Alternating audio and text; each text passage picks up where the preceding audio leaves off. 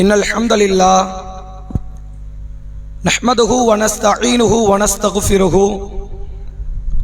வ நஊது பில்லாஹி மின் ஷுரூரி அன்ஃபுஸினா வ மின் ஸய்யாத்தி அஅமாலினா மை யஹ்திஹில்லாஹு ஃபலா முதில்ல லஹு வ மை யுத்லில்ஹு ஃபலா ஹாதிய லஹு வ அஷ்ஹது அல்லா இலாஹ இல்லல்லாஹ் வ அஷ்ஹது அன்ன முஹம்மதன் அப்துஹு வ ரசூலுஹு அம்மா பஅத். فقد قال الله تعالى في القرآن العظيم والفرقان المجيد فأعوذ بالله من الشيطان الرجيم فمن زحزح عن النار وأدخل الجنة فقد فاز وما الحياة الدنيا إلا متاع الغرور. கண்ணியத்திற்கும் பெருமதிப்பிற்கும் உரிய எல்லாம் வல்ல அல்லாஹுவின் நல்லடியார்களே, அல்லாஹுடைய பேரருளால் வாரந்தோறும் வெள்ளிக்கிழமை மக்ரிப் தொழுகையை தொடர்ந்து நம்முடைய இந்த பள்ளிவாசலில் நடைபெறக்கூடிய மார்க்க சொற்பொழிவு நிகழ்ச்சியை அறிந்து கொள்வதற்காக நாம் அனைவரும் இந்த சபையிலே ஒன்று குழுமி இருக்கிறோம். கடந்த 2 வாரங்களாக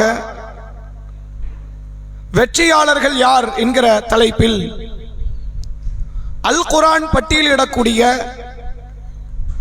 இன்னென்ன தன்மைகள் இன்னென்ன குணாதிசயங்கள் யாரிடத்திலெல்லாம் இருக்கிறதோ அவர்கள் வெற்றியை அடைவார்கள் என்கிற காரியத்தை தொடர்ச்சியாக அறிந்த வண்ணம் நாம் இருக்கிறோம். அதனுடைய 3வது தொடராக இன்றைய தினத்தில் வேறு சில வெற்றியாளர்களை குறித்து நாம் அறிந்து கொள்ள கடமைப்பட்டு இருக்கிறோம். இந்த உரை ஆரம்பிப்பதற்கு முன்பாக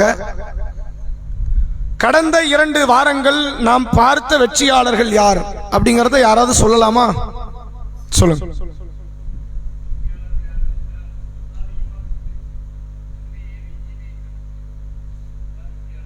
நன்மை ஏவி தீமையை தடுப்பவர்கள் வெற்றியாளர்கள் ஒரு சாரார். அடுத்து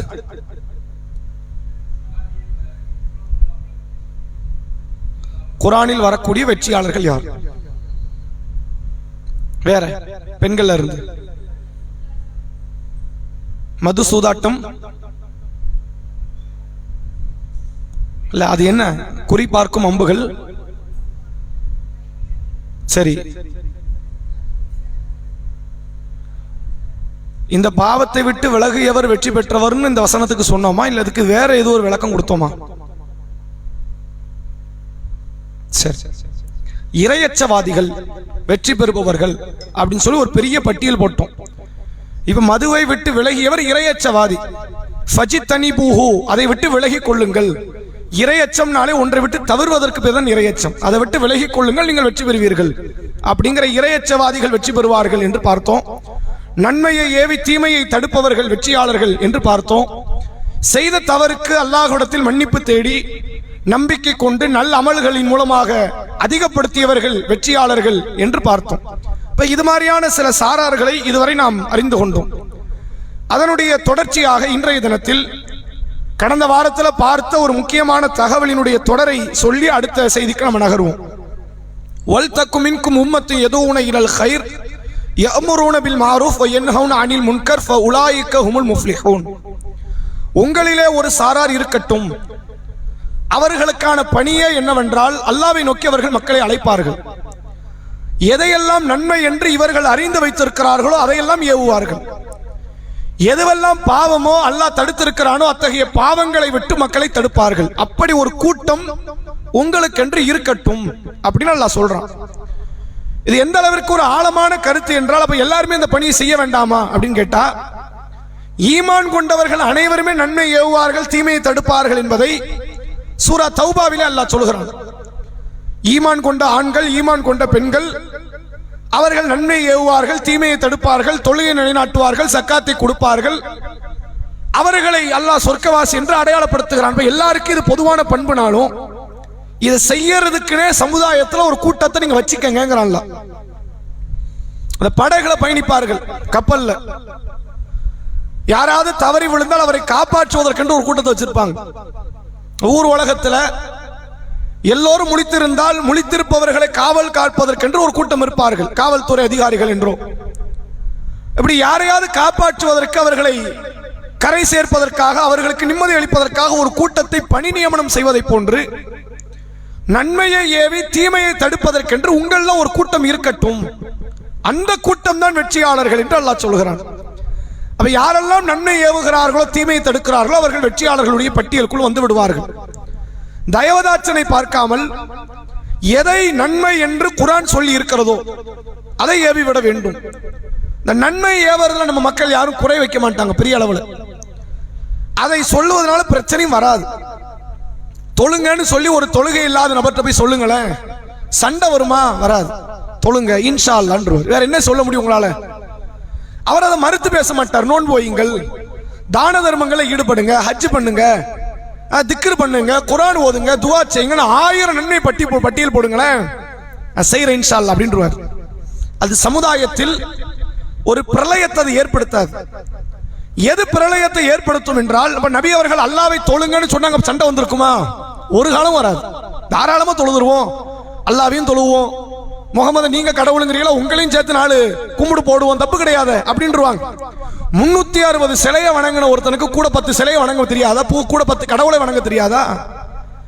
அல்லாஹ்வை வணங்குங்கள் என்று சொன்னதுனால அங்க பிரச்சனை இல்லை. அல்லாஹ் மட்டும்தான் வணக்கத்திற்குரியவன், வேற யாரையும் வணங்காத என்று தீமையை தடுத்ததுதான் அந்த சமுதாயத்தில் காட்டுத்தீயாக அந்த பிரச்சனை பிரளயமாக வெடித்தது. அது நபிகளாருக்கும் நபியினுடைய கொள்கை ஏற்றுக்கொண்ட ஏனைய மக்களுக்கும் பெரும் அச்சுறுத்தலாக மாறியது என்பதை பார்க்க முடிகிறது. எனவே இஸ்லாத்தில் நன்மை ஏவது பெரிய பாடலாம் கிடையாது, அது ஒரு கஷ்டமும் கிடையாது. அறவே நன்மையில் ஈடுபடாதவன் ஒருவன் நன்மை ஏவினால் கூட சமூகம் ஏற்றுக்கொள்ளும், நன்மை ஏவும் வரை. தீமையை தடுக்கிறான், அவன் எவ்வளவு பரிசுத்தமானவனாக இருந்தாலும் நோண்ட ஆரம்பிப்பாங்க, இவன்ட்டு தீமை இல்லையா, இவன் தீமையை செய்ய மாட்டானா அப்படின்னு நோண்ட ஆரம்பிப்பாங்க. அது காலப்போக்கில் உங்களிடத்திலிருந்து ஒரு காலத்தில் இருந்த தவறுகளோ அல்லது தவறை போன்று மக்கள் புரிந்து கொண்டதையோ அதை வச்சு பிளேம் பண்ணுவாங்க. நீ எவ்வளவு அட்டூழியம் பண்ணி இருக்கிற, நீ இப்ப பாடம் நடத்துற, திருந்து அப்படின்னு சொல்லி. இப்படி ஒவ்வொரு விதத்திலும் தீமையை தடுப்பவர்களுக்கு சமுதாயத்தில் ஒரு எதிர்ப்பலைகள் வரும். ரசூலுல்லாவுக்கு வந்தது, சஹாபாக்களுக்கு வந்த. ரசூலுல்லாஹ்க்கு இந்த வாதம் வைக்கல, நமக்கு இந்த வாதம் வைக்கப்படும்ல, நீ ஓகேமா அப்படின்னு. நபிக்கு இந்த வாதம் வைக்கப்படாது, நபிமார்கள் யாருக்குமே இந்த வாதம் வைக்கவும் இல்லை. நூஹ் நபி வந்தாங்க, லூத் நபி வந்தாங்க, மக்களிடத்திலே தீமையை தடுத்தார்கள். என்ன சொன்னாங்க? இவர் பரிசுத்தமானவரா இருக்கிறார், இப்ப உங்களுக்கு கடைபிடிக்க முடியலன்னா ஊரை விட்டு வெளியே போங்கன்னாங்க. அப்ப யாரெல்லாம் சமுதாயத்தில் தீமையை தடுக்க வேண்டும் என்ற மனநிலையில் உருவாகிறார்களோ அவர்களை ஆணிவேரோடு பிடுங்கி எறிய வேண்டும் என்ற மனநிலை கொண்ட கூட்டத்தையும் ஷைத்தான் உருவாக்குகிறான். இதை மறந்துவிடக்கூடாது. நன்மை ஏவி தீமை தடுப்பதை போன்ற உலகத்தில் பழு நிறைந்த கடினமான ஒரு வேலை வேற எதுவுமே இருக்காது. வேற எந்த வேலைனாலும் செஞ்சிடலாம், இந்த வேலை செய்ய முடியாது. செய்வதாக இருந்தால் உங்கள் இரத்த பந்த உறவுகள், நெருங்கிய உறவுக்காரர்கள், அண்டை வீட்டார்கள், உறவுக்காரர்கள், தெரிந்தவர்கள், தெரியாதவர்கள் என்று எல்லாருடைய பகையை சம்பாதிக்க வேண்டி வரும். அதற்கு ஒரு அற்புதமான எடுத்துக்காட்டு தான் நபிகளார் ஆரம்ப வகையின் போது வராக்கா பின் நௌஃபல் என்ற அப்போது இஸ்லாத்தை ஏற்றுக்கொண்ட முதன்மை நபித்தோழராக இஸ்லாமிய சமுதாயத்தவர்களால் புரிந்து கொள்ளப்படுகிற அந்த நபரிடத்தில் பேசிய வார்த்தைகளை நீங்கள் கவனிக்கலாம். வராக்கா பின் நௌஃபல் பார்வையற்ற, கிறிஸ்துவ மத வேதங்களை எல்லாம் கற்றறிந்த ஒரு வயது முதிர்ந்த நபராக இருக்கிறார். ஹீப்ரு மொழியை அறிந்து வைத்தவர். ஹதீஜா ரலியல்லாஹு அன்ஹாவும் ரசூலுல்லாஹ்வும் சென்று நபிகளார் ஹிரா குகையிலே பார்த்த நிகழ்வை பற்றி விளக்கம் கேட்கும் பொழுது, ஹாதா நாமூஸ், அவ யார்? நபி மூசா அலைஹிஸ்ஸலாம் அவர்களிடத்தில் வந்த அதே நாமூஸ் என்கிற ஜிப்ரீல் தான். ஹீப்ரு மொழியில நாமூஸ் என்று அழைப்பார்கள் ஜிப்ரீல் அலைஹிஸ்ஸலாமுக்கு. ஆங்கிலத்தில் கேப்ரீல்ங்கறாங்களே, ஜிப்ரீலுக்கு ஆங்கிலத்தில் கேப்ரீல். அதே மாதிரி ஹீப்ரு மொழியில் நாமூஸ் என்பார்கள். மூசா அலைஹிஸ்ஸலாம் இடத்தில் வந்த அந்த நாமூஸ் தான் உங்களிடத்தில் வந்திருக்கிறார் என்று சொல்லி, உங்களிடத்தில் வந்திருக்கிறார் என்று சொல்லி வராக்கா பின் நௌஃபல் ரலியல்லாஹு அவர்கள் அந்த சபையில் அவரை அல்லாஹ்வுடைய தூதர் அவர்களை நபி என்று சொல்லுகிறார்கள். இதில் கவனிக்க வேண்டிய இன்னொரு செய்தி என்னவென்றால், வராக்கா பின் நௌஃபல் அங்க ஒரு வார்த்தையை சொல்லுவார். இவர் இந்த ஊரை விட்டு விரட்டப்படுகிற நாள் வரும் பொழுது நான் திடகாத்திரம் உள்ள இளைஞனாக இருந்தா நல்லா இருக்குமே அப்படிங்கிறார். இவர் ஆல்ரெடி வயதாயிடுச்சு, இப்போ ஊரை விட்டு வெளியேற்றப்படுது, அடுத்த நாள் நடக்கலாம், 1 மாசம் 1 வருஷம் 10 வருஷம் எப்படினாலும் நடக்கலாம். ரசூலுல்லாஹ்க்கு 13 வருஷம் கழிச்சு நடக்குது. அந்த நேரத்தில் திடகாத்திரம் உள்ள ஒரு இளைஞனாக நான் இருக்கணுமேங்கிறாங்க. அப்ப ரசூலுல்லாஹ் சொல்றாங்க, என்னை மக்கள் ஏன் வெளியேற்றணும்? என்ன நடந்துச்சு? 40 வருஷத்துல நான் என்ன தப்பு செஞ்சேன்? நான் ஏதாவது திருடினேனா, ஏமாற்றினேனா, மோசடி செஞ்சேனா, வழிப்பறியில் ஈடுபட்டனா, ஏதாவது தப்பு உனக்கு பண்ணியிருக்கணும்லண்ணா. நான் உண்டு, என் வேலை உண்டு இருக்கேன். இன்னும் சொல்ல போனா எனக்கு நஷ்டத்தை ஏற்படுத்தி சமூகத்திற்கு லாபத்தை பெற்றுத்தரக்கூடியவன் நான். என்ன ஏன் வெளியேற்றணும்? அப்ப ரசூலுல்லாஹ் கிட்ட அவங்க என்ன வாதம் வைக்கல, இவரே யோக்கியம் கிடையாது, இவர் எங்களுக்கு இவர் தன் வாழ்நாளில் முழுக்க முழுக்க பரிசுத்தமான வாழ்வை வாழ்ந்ததனால அந்த வாதத்தை எந்த மக்கா காஃபிர் கொண்டு போய் வைக்கல. இவர் யோக்கியமா? திருடாதங்கிறாரு, இவர் பத்தி தெரியாது அப்படி பேசல. குழந்தைய கொள்ளாதங்கிறாரு, இவர் கொண்டது கொலை தெரியுமா அப்படின்னு பேசல. ஏன்? 40 ஆண்டுகளா இவர்கள்ட்ட எந்த தவறையும் பார்க்க முடியல. அதனால கடைசி அவங்க எடுக்கிற முடிவு என்ன முடிவா இருக்கும்? ஊரை விட்டு வெளியேற்றுவார்கள். ரசூலுல்லாஹ் சொல்றாங்க, என்ன வெளியேற்றுவாங்களா? இந்த கொள்கையை கொண்டு வந்த எல்லாரும் வெளியேற்றப்பட்டார்கள். நீங்கள் விதிவிலக்கு கிடையாது. நீ யாரு கிடையாது. உங்களை மட்டும் அல்லாஹ் எக்ஸ்பெக்ட் பண்ணிடுவானா? உங்களை மட்டும் அல்லாஹ் விட்டுருவானா? எக்ஸப்ட் ஆக்கிடுவானா? உங்களை ஆக்க மாட்டான். அப்ப நீங்களும் இந்த கொள்கைக்காக வெளியேற்றப்படுவீர்கள் என்று சொன்னார்கள். அப்ப யார் நன்மையை ஏவி தீமையை தடுக்கிறார்களோ அவர்களுக்கு எந்தெந்த விதத்தில் வேண்டுமானாலும் இடையூறை தருவார்கள். நன்மையை ஏவி தீமையை தடுக்கிற பணி என்பது உலகத்தில் ஆக பெரும் கடுமையான பணி. அந்த பணியில் ஈடுபடக்கூடிய மக்கள் இருக்கிறார்களே, அவர்கள் நாளை மறுமையில் சொர்க்கத்திற்குரிய நபர்களாக மாறிவிடுவார்கள் என்ற ஒரு அடிப்படையை நாம் புரிந்து கொள்ள வேண்டும். இதுல இன்னொரு தகவலை நம்ம தெரிந்து கொள்ளணும். அல்லாஹ் திருக்குர்ஆனிலே சூரா சஃப் என்கிற 61வது அத்தியாயத்தில் பேசுகிறான். 2வது 3வது வசனம், யா அய்யுஹல்லதீன ஆமனூ, ஈமான் கொண்டோர்களே, லிம தக்கூலூன மா லா தஃஅலூன், நீங்கள் செய்யாததை ஏன் பிறருக்கு ஏவுகிறீர்கள்? நீங்கள் உங்கள்கிட்ட ஒண்ணு இல்ல, எதுக்கு நீ மக்கள்கிட்ட சொல்ற? கபுர மக்தன் இன்தல்லாஹி அன் தக்கூலு மா லா தஃஅலூன், நீங்கள் செய்யாததை பிறருக்கு ஏவுவது இருக்கிறதே, அது அல்லாஹ்விடத்தில் கடும் கோபத்திற்குரியது அப்படின்னு அல்லாஹ் சொல்றான். எந்த நல்லது உங்கள்கிட்ட இல்லையோ அதை செய்யணும், மற்றவன்ட்ட நீ ஏவாத. எந்த பாவம் உன்கிட்ட இருக்குதோ அது தப்புன்னு வெளி உலகத்துக்கு நீ பேசாத. நீ தான் அந்த பாவம் பண்ற இல்ல, அப்ப என்ன நீ தப்புன்னு பேசிக்கிட்டு இருக்கிற என்று அல்லாஹ் குர்ஆனிலே கடுமையான வார்த்தையை சொல்லி பேசுகிறான். ரசூலுல்லாஹ்வும் சொல்லுகிறார்கள், நாளை மறுமையில் நரகத்தில் ஒரு சாரார் இருப்பார்கள். அவர்களுடைய வயிற்றில் உள்ள அந்த குடல் இருக்குல்ல, அது கனத்து வயிற்றை விட்டு வெளியே வந்த நிலையிலோ அல்லது கடுமையான முறையில் அது தொங்கி தரையில் இழுபடக்கூடிய நிலையில் அந்த குடலோய் இழுத்துக்கொண்டே நரகத்தை செக்கு மாட்டை போன்று சுற்றி கொண்டு சிலர் வருவார்கள். ரசூலுல்லாஹ் சொன்னார்கள், இவர்கள் முஸ்லிம்கள். இவங்க யாரு? காஃபிர் கிடையாது, முஸ்லிம்.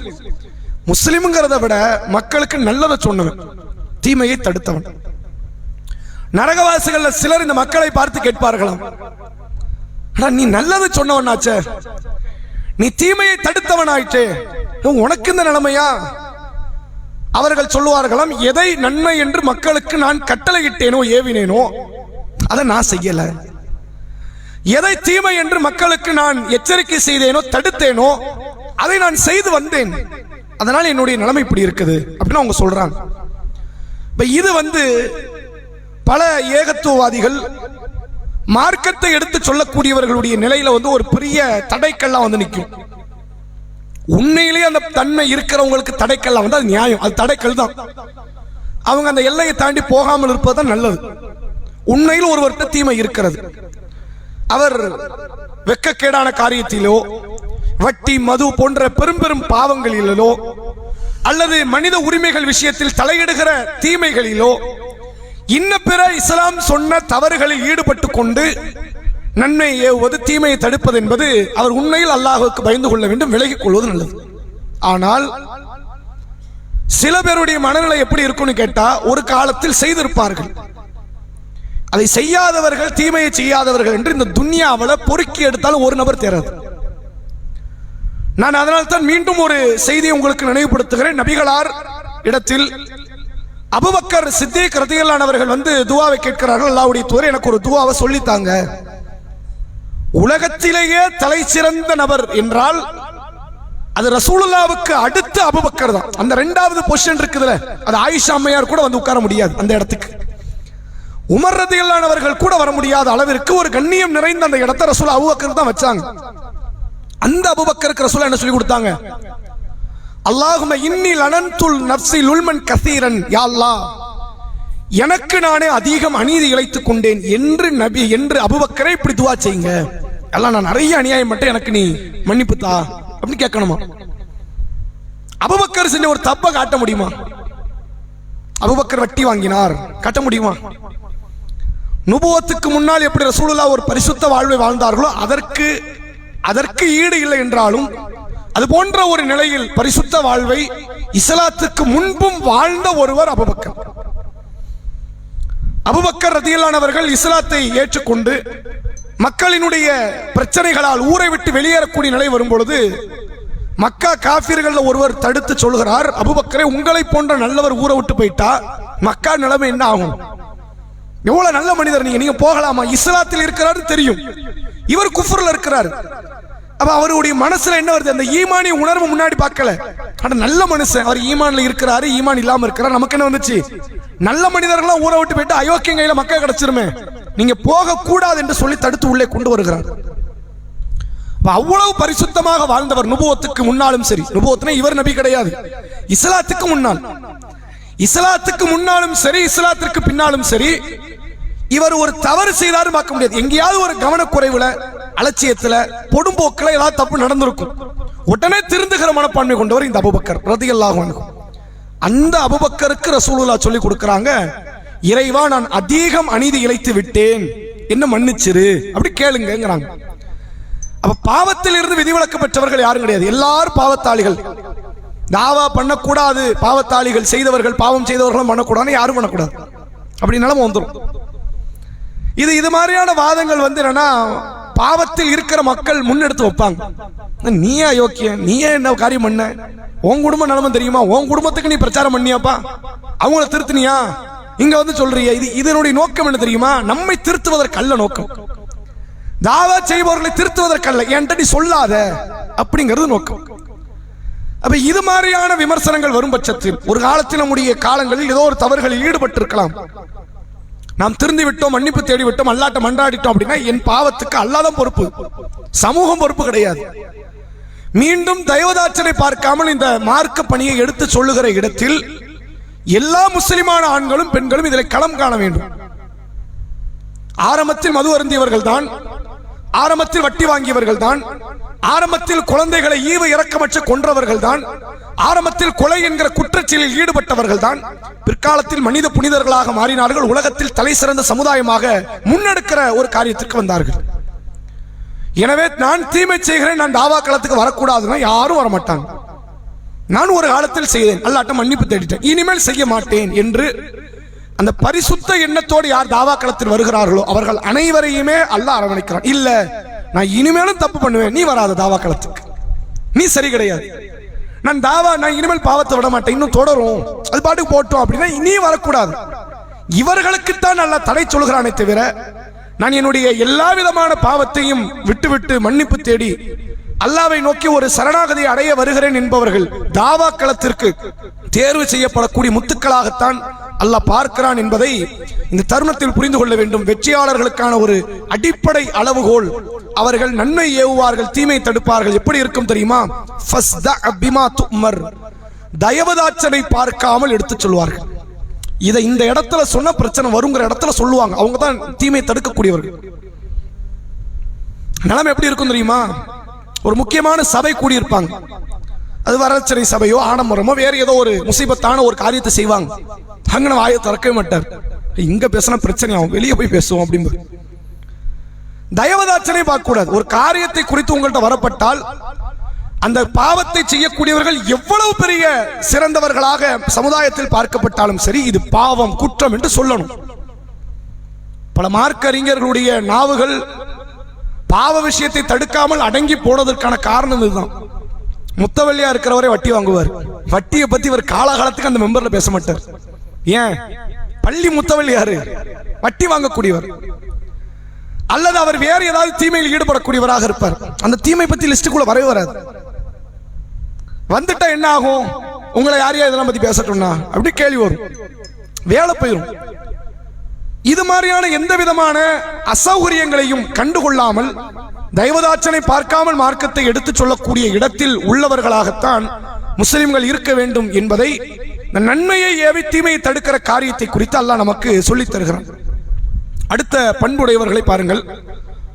குர்ஆனிலே மிக முக்கியமாக அதே நேரத்தில் அதிகமான நேரத்தில் நாம் படிக்காத வசனத்தில் ஒரு வசனம் இது.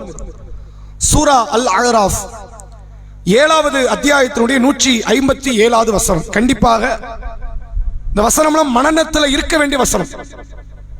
அரபி தான் இருக்கணும்னு இல்லை, அதனுடைய தமிழ் அர்த்தமாவது ஞாபகம் இருக்கணும். அந்த அளவுக்கு ஒரு அல்லாஹ்வுடைய ரசூலையும் அவருடைய மேன்மை பொருந்திய பண்புகள் என்னங்கிறதையும், அவருக்கும் இந்த சமுதாயத்திற்கும் இருக்கிற தொடர்பு என்ன, இந்த தூதரோடு நாம் எந்த அளவிற்கு ஒரு இணக்கத்தில் இருக்கணும் அப்படிங்கறத பத்தி பேசுகிற ஒரு அற்புதமான வசனம் இது. அல் அஹ்ராஃபினுடைய 157வது வசனம். வசனத்தை பாருங்க, கொஞ்சம் பெரிய வசனம். அல்லதீன யத்தபிஊன ரசூல அந்நபியல் உம்மி. எழுத படிக்க தெரியாத ரசூலுல்லாஹ்க்கு எழுத படிக்க தெரியாது இல்ல, தாம் பேர் என்னன்னு கூட எழுதி இருப்பதை கண்டறிய தெரியாது ரசூலுல்லாஹ்வுக்கு. மௌத் வரைக்கும் தான் நிலைமை. அல்லாஹ் அந்த கல்வி அறிவை தரல. அப்ப அல்லாஹ் சொல்லுகிறான், எழுத படிக்க தெரியாத இந்த நபியை, இந்த ரசூலை, ரசூலுல்லாஹ்னு சொல்றோம், நபின்னு சொல்றோம், இந்த நபியை, இந்த ரசூலை இவர்கள் பின்பற்றுகிறார்கள். சஹாபாக்களை பற்றி பேசுகிறான். எழுத படிக்க தெரியாத ஒருவரை, ஒரு நபியை, ஒரு தூதரை இந்த சஹாபாக்கள் பின்பற்றுகிறார்கள். அல்லது யஜீதுனஹு மக்தூபன் இன்தஹு ஃபித் தௌராத் வல் இன்ஜீல். இவரை பற்றி, யாரை? அல்லாஹ்வுடைய ரசூலை பற்றி தௌராத் என்கிற வேதத்திலேயும் இன்ஜீல் என்கிற வேதத்திலும் எழுதப்பட்டு இருப்பதை இவர்கள் பார்க்கிறார்கள். ரசூலுல்லாஹ்வால பார்க்க முடியாது. ஏன்? ரசூலுல்லாஹ்க்கு படிக்க தெரியாது. படிக்க தெரிந்த தோழர்கள் பார்க்கிறாங்க, ஆனா அவரை பத்தி அப்படியே எழுதப்பட்டிருக்கிற, இவர் எந்த கோத்திரத்திலிருந்து வருவார், இவர் எந்த பிரதேசத்தை சார்ந்தவராக இருப்பார், இவருடைய பெயர் என்ன, இவருடைய ஆன்மீக வாழ்க்கை எப்படி இருக்கும் என்று தௌராத்தில் அல்லாஹ் முஹம்மது நபியை பற்றி சொல்லப்பட்டிருக்கிற அந்த முன்னறிவிப்புகளை, இன்ஜீலில் முஹம்மது நபியை பற்றி சொல்லப்பட்டிருக்கிற முன்னறிவிப்புகளை இவர்கள் பார்க்கிறாங்க. அப்படி கண்கூட பார்க்கிறாங்க. பழைய வேதம் இது. இது எழுதப்பட்டு பல ஆண்டுகள் ஆகுது, பல நூறு ஆண்டுகள் ஆகுது. அதுல எழுதப்பட்டதற்கு ஏற்றவர் அப்படியே ஒரு வாழ்க்கை அமையுது ஒருத்தருக்கு என்று அவர்கள் பார்க்கிறாங்க, வியப்போடு பார்க்கிறாங்க. தொடர்ச்சியாக அல்லாஹ் சொல்கிறான், யஅமுருஹும் பில் மஅரூஃப். இவர் நன்மை ஏவுகிறார். நபியை பத்தி அல்லாஹ் பட்டியல் போடுறான். இவர் யாரு தெரியுமா? இவர் நன்மை ஏவுவார். நன்மைன்னு அவருக்கு என்னெல்லாம் தெரியுது எல்லாத்தையும் சொல்லிடுவார். இந்த வாயில ஒரு செய்தி கிடக்காதும்பாங்கல்ல, நன்மை என்று தெரிந்தால் அது மக்களிடத்தில் சொல்லிவிடுவார். அனில் முன்கர். தீமை என்று இவர் எதையெல்லாம் பார்க்கிறாரோ எல்லாத்தையும் தடுத்துருவார். தயவதாட்சனே கிடையாது. பெரிய ஆளுவங்க, இவங்கள்ட்ட சொன்ன என்ன ஆகிறது, இவங்களாம் நாளைக்கு நம்மகிட்ட பையத்தை கொடுக்க மாட்டேன்னா ஆட்சியை கவிழ்ந்துருமே, ஆட்சி நாசமாவே போட்டும், அதை பத்திலாம் ரசூலுல்லாஹ் கவலையே கிடையாது. என்ன ஆகட்டும், இது தீமைனா நீ எவ்வளவு பெரிய ஆளாரி, இது தீமை. இது ரசூலுல்லாஹ்வுடைய பண்பு. ஒரு முறை அபூபக்கர் ரலியல்லாஹு அவர்களுக்கும் பிலால், சுஹைப், சல்மான் பின் ஃபாரிஸ் ரலியல்லாஹு அன்ஹும், மூன்று தோழர்கள் இஸ்லாத்தில் முந்தியவர்களாக இருந்தாலும் இவர்களுடைய ஜாதி அடிப்படையில் இவர்கள் பிந்தியவர்கள், கீழ் ஜாதியாக பார்க்கப்பட்டவர்கள். அப்ப அபூபக்கர் ரலியல்லாஹு அவர்களுக்கும் இந்த மூன்று நபி தோழர்களுக்கு மத்தியில் ஒரு கிளாஷ், ஒரு சண்டை ஒரு நேரம் வருது. அது பெரிய வாய் தகராறுலாம் ஒண்ணுமே இல்லை.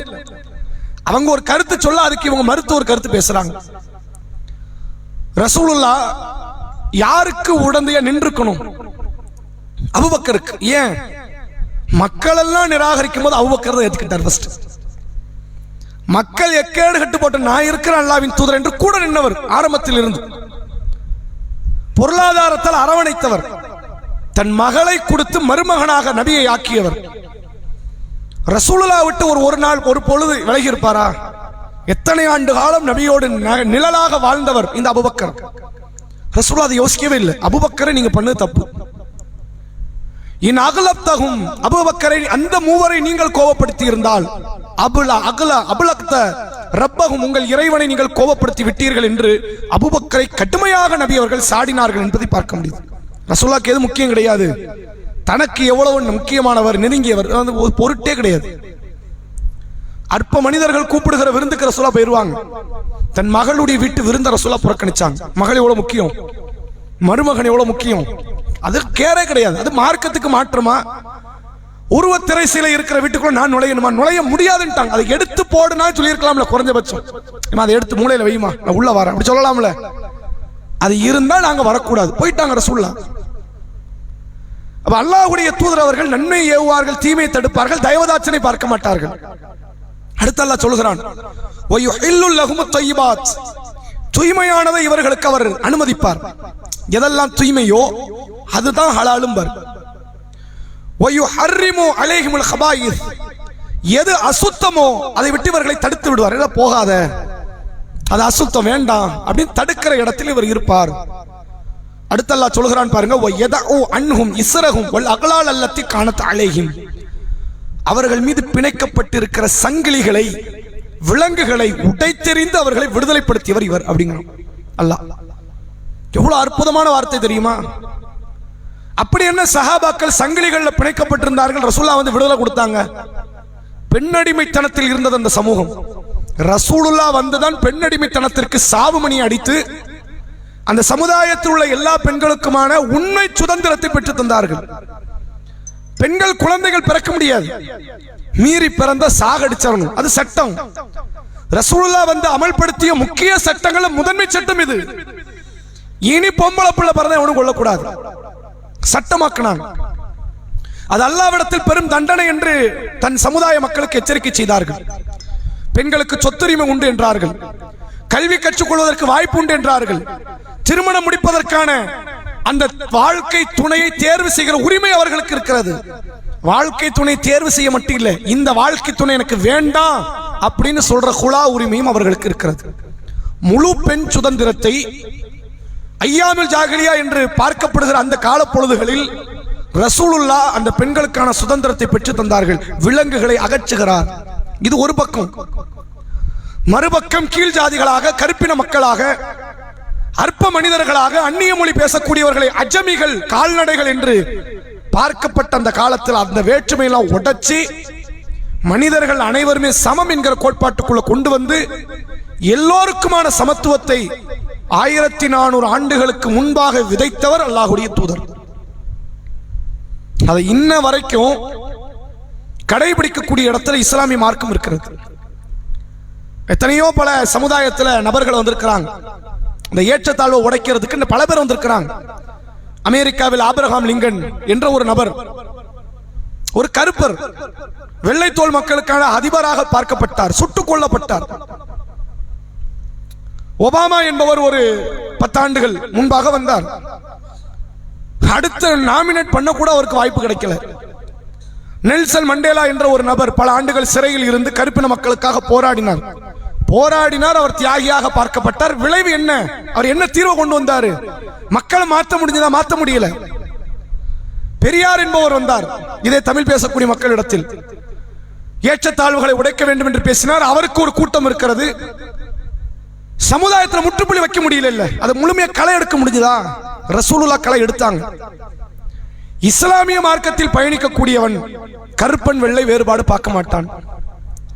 அத்தா கூட்டம் வாப்பா கூட்டம் வேறுபாடு பார்க்க மாட்டான். உருது முஸ்லிம் தமிழ் முஸ்லிம்னு வேறுபாடு பார்க்க மாட்டான். இந்த நாட்டுக்காரன் அந்த நாட்டுக்காரன் வேறுபாடு பார்க்க மாட்டான். பார்க்கவன் இருக்கிறான், அவன் முஸ்லிமே கிடையாதுங்கிறது மார்க்கம். அவன் முஸ்லிம் இல்லை. அவன் ஒரு உண்மையான அல்லாஹ்வுடைய தூதரை கடைபிடிக்கிற உண்மை முஸ்லிம் அவன் கிடையாது. இந்த சட்டத்தை வகுத்து கொடுத்து 1400 ஆண்டுகளுக்கு முன்பாக அதற்கான தீர்வை வெளிப்படுத்தியவர்கள் பிராக்டிக்கலா ரசூலுல்லாஹ் உணர்த்தினாங்க. எல்லாம் வாய் வார்த்தை தான். இந்த டெக்ஸ்ட் புக் நீங்க பார்க்கலாம், பள்ளி பாட புத்தகங்கள்ல தீண்டாமை ஒரு பாவச் செயல், தீண்டாமை ஒரு பெருங்குற்றம், தீண்டாமை மனித தன்மையற்ற செயல் அப்படின்னு போட்டிருப்பாங்க. விளைவு என்ன? நீ எழுதிட்ட. நாங்க நேரில் 10ஆம் வகுப்பு படிக்கிற ஒரு பையனுக்கு அருவாள் வெட்டு, தீண்டாம கீழ் ஜாதி பையன் நீ என்னடா படிக்க வரன்னு வெட்டுறான். நீ எழுதுற புக்கில் என்ன பாடம் கிடைச்சது? கிடைக்கல. இல்ல மாற்றங்கள் வரல. இல்ல ரசூலுல்லாஹ் 1400 வருஷத்துக்கு முன்னாடி அதை பிராக்டிக்கலா கொண்டு வராங்க. ஹஜ்ஜுக்கு வரணும். வர்றவன் எப்படி வரணும்? அங்க கருப்பன்னு வருவான். உனக்கு விருப்பம் இல்லைன்னு ஹஜ் பண்ணாத போ. கருப்பன் வரத்தான் செய்வான், வேற்றுமொழிக்காரன் வரத்தான் செய்வான், கீழ் ஜாதிக்காரன் வரத்தான் செய்வான். உனக்கு விருப்பம்னா இங்க இருந்தவன் கூட சேர்ந்து ஹஜ் பண்ணு, இல்லைன்னு உனக்கு ஹஜ்ஜே கிடையாதுன்ட்டாங்க. தொழுகையாக இருக்கட்டும், எல்லாரும் ஒரு சஃப்ல நிக்கணும். சஃபை விட்டு பிரிஞ்சு நின்னா உன் தொழுகை ஏற்கப்படாதுன்ட்டாங்க. இல்ல கருப்பங்கூடலாம் சேர முடியாது, போ கிளம்பு, உனக்கு தொழுகை கிடையாதுன்ட்டாங்க.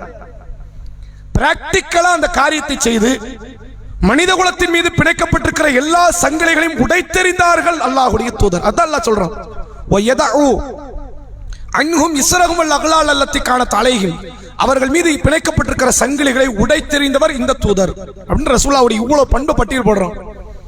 இவர் ஒரு எழுத படிக்க தெரியாதவர், இவரை பற்றி தௌராத் இஞ்சிலில் முன்னறிவிப்பு இருக்கிறது.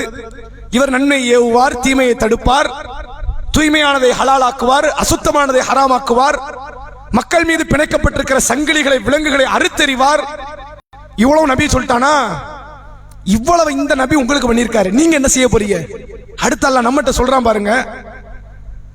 அல்லாஹ் சொல்கிறான், ஃபல்லதீன ஆமனு பிஹி, யார் இந்த தூதரை நம்பி, வஅஸ்ஸருஹு இவருக்கு கண்ணியம் செய்து, வநஸருஹு இவருக்கு உதவி செய்து, வத்தபஉ நூரல்லதி உன்சில மஅஹு இவரோடு அருளப்பட்ட ஒளி, என்னது ஒளி? குர்ஆன்.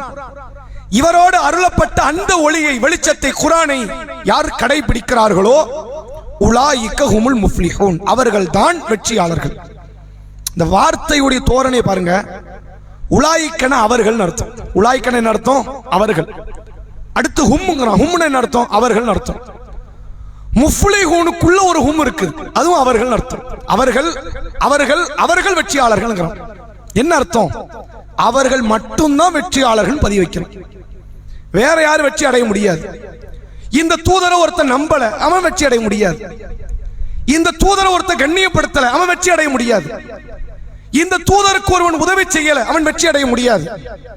இந்த தூதரோடு அருளப்பட்ட வேதத்தை, குர்ஆனை, நூரை, ஒளியை, அந்த ஜோதியை கடைபிடிக்க ஒருவன் மறுக்கிறான், அவன் வெற்றி அடைய முடியாது. யாரெல்லாம் அவரை நம்பி கண்ணியம் செய்து உதவி செய்து அவரோடு அருளப்பட்ட வேதத்தை கடைபிடிக்கிறார்களோ உலாயிக்க ஹுமுல் முஃப்லிஹூன், அவர்கள் தான் வெற்றியாளர்கள் என்று அல்லாஹ் பதிவிடுகிறான். இப்ப வெற்றிக்கான இலக்கணமே யாருக்கிட்ட தான் இருக்குதான்? ரசூலுல்லாஹ்வுடைய வாழ்க்கையில தான் இருக்கு. அதனால தான் நபி அவர்கள் ஒரு தருணம் சொன்னார்கள், குல் உம்மத்தி யதுகுலூனல் ஜன்னா இல்லா மன் அபா, என் சமுதாயத்தில் உள்ள ஒட்டுமொத்த மக்களும் சொர்க்கத்தை அடைவார்கள், எல்லாரும் பெறுவாங்க. என் சமுதாயத்தில் இருக்கிற எல்லா மக்களும் சொர்க்கத்தை அடைவார்கள், இல்லாமன் அபா, ஏற்க மறுத்தவர்களை தவிர அப்படிங்கிறாங்க. சஹாபாக்களுக்கு புரியல, என்ன ஏற்க மறுத்தவர்கள்? வமை யாபா யா ரசூலல்லாஹ், அல்லாஹ்வுடைய தூதரை ஏற்க மறுத்தவர்கள் நீங்களே யார் அவங்க? மன் அதாஅனி தஹலல் ஜன்னா, எனக்கு கீழ்ப்படிந்தவன் சொர்க்கம் பெறுவான், அவன் ஏற்றவன். வமன் அசானி ஃபக்கத் அபா, எனக்கு மாறு செய்திருப்பான, இவர் என்ன சொல்ல நான் என்னத்தை கேட்க அப்படின்னு போயிருப்பான் பத்தியா, அவன் தான் ஏற்க மறுத்தவன், அவன் சொர்க்கம் போக மாட்டான், வெற்றி அடைய முடியாது. வெற்றிக்கான இலக்கணம் ஒரு ஈமான் கொண்டவன் புரிந்து கொள்ள வேண்டும், நபியினுடைய பாதையில் மட்டும்தான் இருக்கிறது. நல்ல நபியை விட்டுட்டு நம்ம இன்னொரு ஆளை கடைபிடிச்சா பின்பற்ற சொர்க்கம் போலாம், போகவே முடியாது. எல்முனையில் கோடிகள்ல 100 கோடிகள் பங்கு பிரித்து அதில் ஒரு பங்கு அளவுக்கு கூட சொர்க்கம் போறதுக்கு வாய்ப்பு கிடையாது. நபியை பற்றி பிடித்தவர் சொர்க்கம் அடைவார்.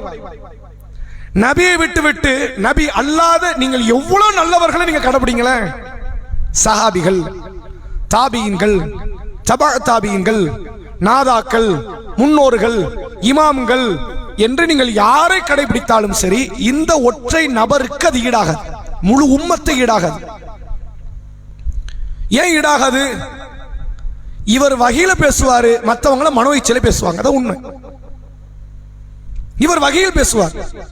குர்ஆனிலே சூரா நஜ்ம் என்கிற 53வது அத்தியாயம் 3வது 4வது வசனத்தில் அல்லாஹ் சொல்கிறான், வமா யன்திகு அனில் ஹவா, இவர் மனோ இச்சைப்படி பேச மாட்டார், சும்மா இஷ்டத்துக்கு வாய்க்கு வந்தது மனசுக்கு வந்தது அப்படிலாம் அவர் பேசிட்டு போக மாட்டார். இன் ஹுவ இல்லா வஹீ யுஹா, இவர் பேசுவதெல்லாம் அறிவிக்கப்பட்ட செய்தி, என்ன வருதோ அதைத்தான் சொல்லுவார். ஒரு எழுத்து, ஒரு நொக்கத்து மாறாது, ஒரு ஹரக்கத்து மாறாது. அப்படியே மக்கள் மத்தியிலே பிரச்சாரம் செய்யக்கூடியவர் இந்த தூதர். அப்படி யாருக்காவது வருதா வகி? இல்ல, ரசூலுல்லாஹ்க்கு அடுத்து அபூபக்கர் ரலியல்லாஹு அன்ஹு வந்துச்சு, தாராளமா பின்பற்றலாம். அவரை வந்துச்சா? ரசூலுல்லாஹ்வுக்கு பிறகு எந்த நபி தோழருக்காவது வந்துச்சா? இந்த உத்தரவாதம் கொடுக்க முடியுமா? நபி பேசுவது மனோ இச்சை அல்ல, அறிவிக்கப்பட்ட செய்திங்கிறாமல்ல. இந்த உத்தரவாதம் நபியை தவிர இந்த உம்மத்தில யாருக்கு கொடுக்கப்பட்டாலும் அவரையும் கண்ணை மூடிக்கிட்டு பின்பற்றலாம். என்ன ஏதுன்னு கூட கேட்க வேண்டாம், யோசிக்க வேண்டாம், அப்படியே அவர் பின்னாடி போயிடலாம்.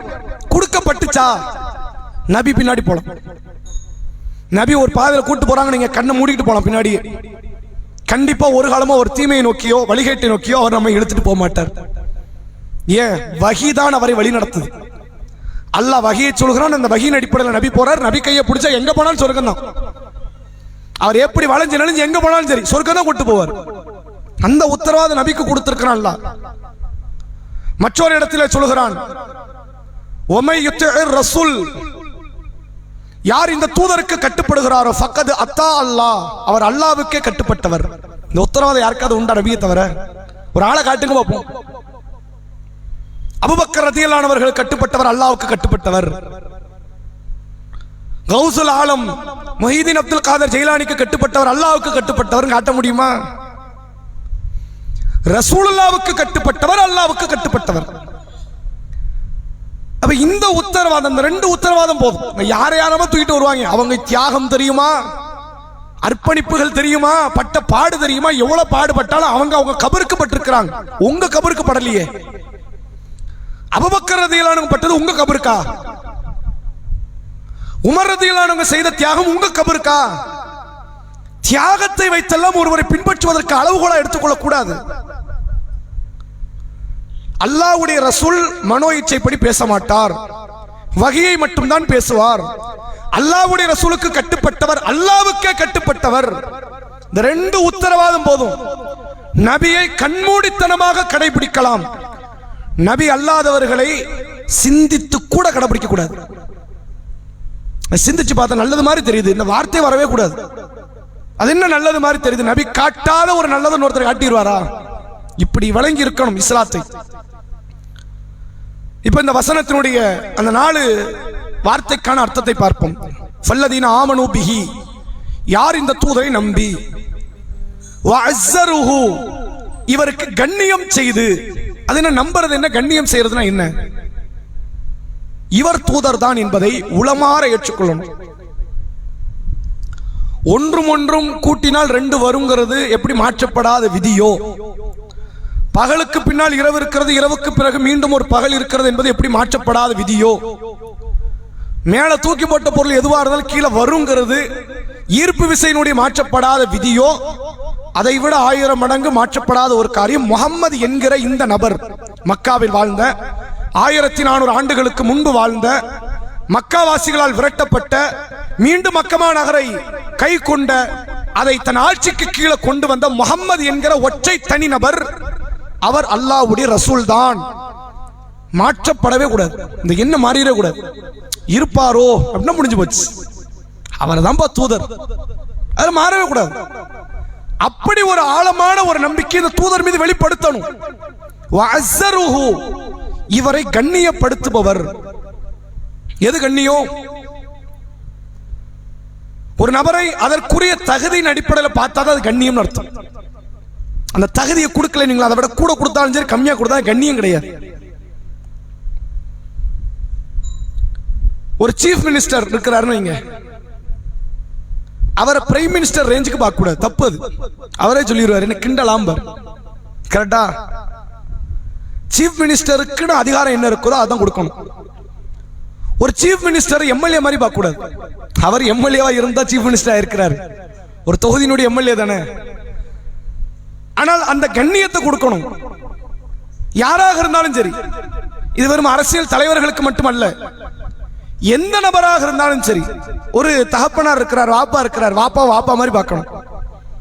வாப்பா பிள்ளை ஆகாது, நண்பனாகாது. சொல்லிக்கலாம் பேச்சுக்கு, எங்க வாப்பா எனக்கு நண்பர் மாதிரி சொல்லிக்கலாம். வாப்பா தான், மாறாது இல்ல. அப்படி ஒரு கண்ணியத்தை எப்படி உலக மாந்தர்களுக்கு நீங்க கொடுக்குறீங்களோ, ரசூலுல்லாஹ் ரசூலுல்லாஹ் மாதிரி பாருங்க. ரசூலுல்லாஹ் எப்படி பார்த்துட கூடாது, அவங்களுக்கு நேர்வழி சொல்லித்தர தெரியாது, பார்ப்பாங்க. இந்த காரியத்திற்கு தீர்வு அது நபி சொல்லி தரலையே, மதுகப்பு சொல்லி தந்துருச்சு எவ்வளோ. அப்ப நபிக்கு சொல்லித்தர தெரியாது, அப்படித்தானே? மதுகப்புன்னு ஒரு சட்டம் புதுசா வருதுன்னா நபிக்கு சொல்லித்தர தெரியல. இது எதை காட்டுது? ரசூலுல்லாஹ்க்கு நம்ம கண்ணியம் கொடுக்கலன்னு காட்டுது. நபி இந்த துன்யாவில் வாழுகிற கியாமத் நாள் வரை கடைசி வருவானே ஒருவன், அவன் வரை அவனுக்கு சொர்க்கம் செல்லக்கூடிய எல்லா செயல் திட்டத்தையும் சொல்லாலும் செயலாலும் அங்கீகாரத்தாலும் கொடுத்து விட்டு போய்விட்டார். இப்படி நம்பணும், இதான் கண்ணியம். இல்ல நபி கொஞ்சத்தை சொல்லி கொடுக்கத்தான் செஞ்சாங்க, கொஞ்சத்தை விட்டுட்டாங்க. 21ஆம் நூற்றாண்டுல எப்படி வாழணும் நபிக்கு தெரியாது இல்ல, நம்மளா வாழ்ந்துக்க வேண்டியதான். கண்ணியம் இல்ல ரசூலுல்லாஹ் மேல. ரசூலுல்லாஹ் மேல கண்ணியம்னா மக்கள் எப்படி புரிஞ்சிருக்காங்க தெரியுமா? முஹம்மது அப்படின்னா ஸல்லல்லாஹு அலைஹி வஸல்லம் அப்படின்னு கட்ட வரலை கொண்டு நம்முடைய கண் இமையை தடவி கொள்வது கண்ணியம் நினைக்கிறாங்க. நபியினுடைய பிறந்த நாள் விழாவை கொண்டாடுவது கண்ணியம் என்று நினைக்கிறாங்க. நபியை பற்றி பேசப்படும் போதெல்லாம் அப்படியே குதூகலத்தில் குதிக்கிறத கண்ணியம் நினைக்கிறாங்க. இது கண்ணியமே கிடையாது. இது கண்ணியம்னா ரசூலுல்லாஹ் இதை கண்ணியம்னு சொல்லி இருக்கணும். எந்த தோழர்களுக்காவது ரசூலுல்லாஹ் ஏவுனாங்களா? என் பேர் சொல்லப்படும் போது கட்டவரை கொண்டு உங்களுடைய இமைகளை தடவி கொள்ளுங்கள், என் பேரை சொல்லும் போது அப்படி குதிங்க, முகமதுனா அப்படி குதிக்கணும் வானத்துக்கு பூமிக்கும், என் பிறந்த நாள் விழாவை கொண்டாடுங்கன்னு சொன்னாங்க. இது எதுவுமே கண்ணியம் இல்லை. எது கண்ணியம்? சொல்படி கேளு, அதான் கண்ணியம். அடுத்து அல்லாஹ் சொல்கிறான், நஸ்ஸருஹு, அவருக்கு யார் உதவி செய்கிறாரோ, ரசூலுல்லாஹ்க்கு ஹெல்ப் பண்ணணுமா? குர்ஆன் சொல்லுது. இறந்து போனவங்களுக்கு என்ன ஹெல்ப் பண்ண முடியும்? முடியாது இல்ல. ரசூலுல்லாஹ் மௌத்தாயிட்டாங்க. இன்னக்க மையத்தும் இன்னஹு மையத்தும், நபியே நீயும் மௌத்தாக கூடியவர் தான், அவர்கள் மரணிக்க கூடியவர்கள் தான். ரசூலுல்லாஹ் மௌத்தாயிட்டாங்க. மரணித்தவருக்கு என்ன உதவி செய்ய முடியும்? சஹாபாக்கள் காலத்தில் அவங்க செஞ்சிருப்பாங்க. உணவை கொடுப்பதோ, உடையை கொடுப்பதோ, இருப்பிடத்தை கொடுப்பதோ, அந்த உதவி பத்தி எல்லாம் பேசவே இல்லை. ரசூலுல்லாஹ் யாருக்கிட்டே அந்த உதவி போய் கேட்டதும் கிடையாது. யார்ட்டே போய் கேட்டாங்களா? சாப்பாடு கொடுங்க, ட்ரெஸ் கொடுங்க, கேட்கல. இப்ப எதை அல்லாஹ் உதவிங்கிறான்? இவர் ஒரு கொள்கை எடுத்து முன்னெடுத்து நடக்கிறாரா, அவர் கூட சேர்ந்து நடக்கிறத உதவி. தனித்து நின்று மார்க்கத்தை சொல்கிறார், நீங்க கூட சேர்ந்து நின்று மார்க்கத்தை சொல்லுங்க. அவர் தனியால விட்டுறாதீங்க, அவர் கூட சேர்ந்து நில்லுங்க. ரசூலுல்லாஹ் ஹஜ்ஜத்துல் விதாவிலே மக்களை பார்த்து சொன்னார்கள், பல்லிகு ஷாஹிதுல் காயிப், இங்க வந்திருப்பவர்கள் வராதவர்களுக்கு இந்த மார்க்கத்தை சொல்லுங்கள். சஹாபாக்கள் அடுத்த வராதவர்களுக்கு சொல்வார்கள், அவர்கள் அதற்கடுத்து வராதவர்களுக்கு சொல்வார்கள். பல்லிகு அன்னி உலவ் ஆயா, என்னிடத்திலிருந்து ஒரு மார்க்க செய்தி கிடைத்தாலும் சரி, அது சின்னதா இருக்கலாம், அற்பமா இருக்கலாம், எடுத்து சொல்லிரு. ரசூலுல்லாஹ் அமர்ந்து கொண்டுதான் சிறுநீர் கழிப்பார்கள், அற்ப செய்தி. ரசூலுல்லாஹ் அமர்ந்து கொண்டு தண்ணீர் குடிப்பார்கள்.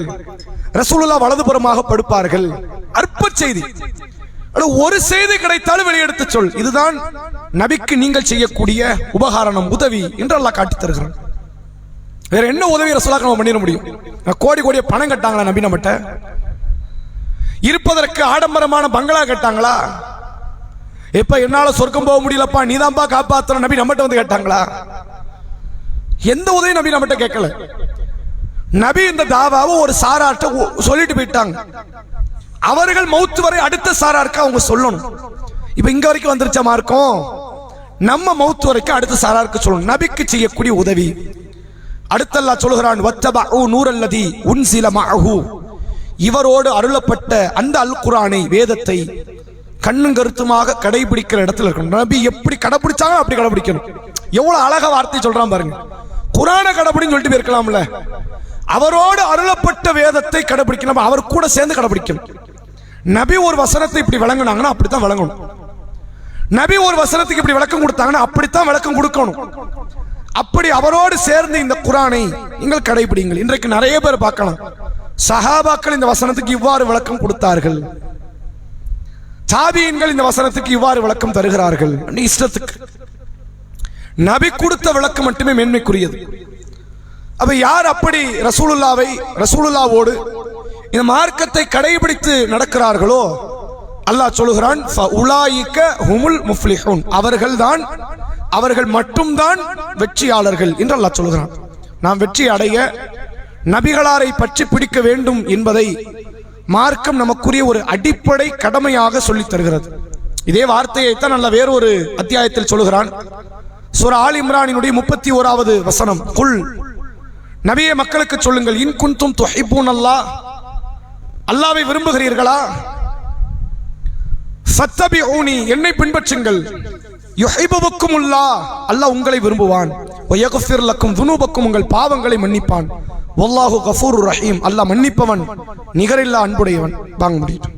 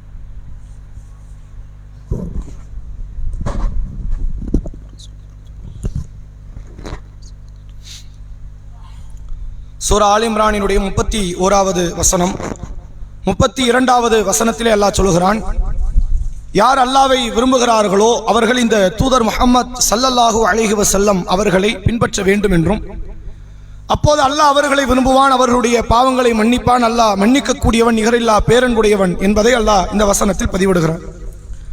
அதே போன்று இந்த வாதத்தை, அதாவது ரசூலுல்லாவை பின்பற்றினால் அவர்கள் வெற்றி அடைவார்கள் என்கிற வாதம் குர்ஆன்ல பல இடத்துல அல்லாஹ் சொல்கிறான். அதுல ரொம்ப தித்திப்பான ஒரு வசனம் தான் குர்ஆனிலே இடம்பெறக்கூடிய சூரா நிசா என்கிற 4வது அத்தியாயம் 13வது வசனத்தில் அல்லாஹ் சொல்கிறான், தில்க ஹுதூதுல்லாஹ், இது அல்லாஹ்வுடைய வரம்பு. போன வசனத்துல, முந்தைய வசனத்தில் அல்லாஹ்வுடைய மார்க்க சட்டம் ஒன்றை பற்றி அல்லாஹ் பேசுகிறான். பேசிட்டு சொல்ற தில்க ஹுதூதுல்லாஹ், இது அல்லாஹ்வுடைய வரம்பு. வமை யுத்திஇல்லாஹ வ ரசூலஹு, யார் அல்லாஹ்வுக்கும் அல்லாஹ்வுடைய ரசூலுக்கும் கீழ்ப்படிவாரோ. கீழ்ப்படிதல் என்றால், கட்டுப்படுதல் என்றால் சொல் பேச்சு தவறாமல், சொல் பேச்சு மீறாமல் நடப்பதற்கு பேர் கட்டுப்பாடு. அதை விட கூட்டவும் கூடாது, அது அதிக பிரசங்கித்தனம். அதை குறைத்து விடவும் கூடாது, அது வரம்பு மீறக்கூடிய காரியம். வமை யுத்திஇல்லாஹ வ ரசூலஹு, யார் அல்லாஹ்வுக்கும் அல்லாஹ்வுடைய ரசூலுக்கும் கீழ்ப்படுகிறாரோ, யுத்கில்ஹு ஜன்னாத்தின், அவர்களை அல்லாஹ் சொர்க்கங்களிலே நுழைக்கிறான். சொர்க்கத்திலே நுழைக்கிறான் சொல்லல, சொர்க்கங்களிலே அல்லாஹ் நுழைக்கிறான். தஜ்ரி மின் தஹ்திஹல் அன்ஹார், அதனுடைய கீழ் பகுதிகளில் ஆறுகள் ஓடுகிறது. ஹாலிதீன ஃபீஹா, அதிலே அவர்கள் நிரந்தரமாக தங்குவார்கள். வதாலிகல் ஃபௌசுல் அலீம், மகத்தான வெற்றினா அது இதுதாங்கிறான். இதை விட ஒரு பெரிய வெற்றின்னு ஒண்ணு இல்லை. இதுக்கு மேல ஏதாவது பெரிய வெற்றி இருக்குதா? இன்னும் ஒண்ணு கிடையாது. மகத்தான வெற்றி என்பது சொர்க்கம். அந்த சொர்க்கம் ரசூலுல்லாவை பின்பற்றுவதை கொண்டு மட்டும்தான் கிடைக்கும் என்பதை குர்ஆன் நமக்கு அழுத்தம் திருத்தமாக இந்த வசனத்தின் வாயிலாக சொல்லித் தருகிறது. எனவே வெற்றியாளர்களுடைய பண்புகளில் இறையச்சத்தை பற்றியும், நன்மையை அதிகரித்துக் கொள்வது, செய்த பாவங்களுக்கு மன்னிப்பு தேடுவது, அதே போன்று அல்லாஹ்வுடைய வரம்புக்கு உட்பட்டு நபிகளாருக்கு நாம் கட்டுப்படக்கூடிய இத்தனை பல காரியங்களை நாம் கை கொள்வோமே ஆனால் நாளை மறுமையில் நாம் எப்படியேனும் சொர்க்கத்தை அடையக்கூடிய ஒரு நற்பாக்கியத்தை நாம் பெற்றுக்கொள்வோம். அதை நாம் உணர்ந்தவர்களாக நம்முடைய வாழ்வில் கடைபிடிக்கிற நன்மக்களாக நாம் இருக்க வேண்டும். இதனுடைய இன்னும் தொடர் செய்திகள், இன்னும் ஏராளமான வெற்றியாளர்களை பற்றி அல்லாஹ் பேசுகிறான். இதனுடைய அடுத்த தொடரை வரக்கூடிய வெள்ளிக்கிழமை மக்ரிப் தொழுகையை தொடர்ந்து நாம் அறிந்து கொள்ள இருக்கிறோம் இன்ஷா அல்லாஹ். நாளைய தினம் சொன்னபடி சூரா ஆல் இம்ரானினுடைய 3வது அத்தியாயம் 80வது வசனத்தில் இருந்து 120வது வசனம் வரை, 110 சரி 80வது வசனம் வரை இருந்து 110 வரை 30 வசனங்களில் இருந்து அந்த அல் குர்ஆனில் இருந்து 1000 கேள்விகள் என்ற அடிப்படையில் அந்த கேள்விபதி நிகழ்ச்சி நடைபெறும். இந்த நிகழ்ச்சியில் எந்த மாற்றமும் இல்லை. இதை தவிர்த்து வரக்கூடிய அதாவது நாளைய தினத்தில் ஆறாம்பண்ணை கிளையின் சார்பாக ஒரு மாபெரும் பொதுக்கூட்டம் ஒன்று நடைபெற இருக்கிறது. அதற்கும் வாகனங்களை நாம் ஏற்பாடு செய்ய இருக்கிறோம். அதில் கலந்து கொள்ளக்கூடியவர்கள் 2 ஒரே நேரம் தான். இங்க நடக்கக்கூடிய நிகழ்ச்சியும் அதுவும் ஒரே நேரம். வாய்ப்பு இருக்கிற சகோதர சகோதரிகள் அந்த நிகழ்ச்சியில கலந்து கொள்ளுங்கள் என்பதை சொல்லி இந்த நிகழ்ச்சியை நாம் நிறைவு செய்கிறோம். வாஹிர் தஅவானா அல்ஹம்துலில்லாஹி ரப்பில் ஆலமீன். அஸ்ஸலாமு அலைக்கும் வரஹ்மத்துல்லாஹி வபரகாத்துஹு.